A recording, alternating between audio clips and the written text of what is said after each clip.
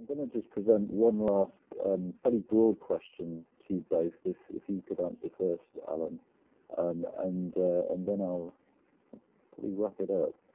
So this question is, the speed with which an organisation can move towards sustainability must depend on what is happening in the external world, particularly in public policy. How should an organisation take external change into account in its sustainability planning? Well, I mean, first it should take it into account, obviously, but not in a constraining way.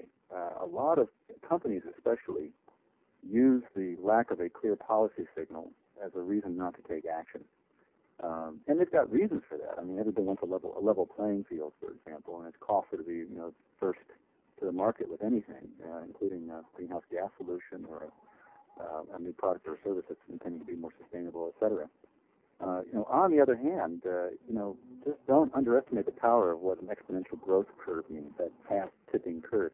And that means that people who are ahead of that curve will, if they're positioned well, will reap the rewards later. So I can't stress this too much, really. I mean, it's possible to guess it wrong in terms of guessing what the policy signal is going to be, but you do need to take stock, sure, but don't wait for those signals. We just, the world can't afford it, and probably your business can't afford it either.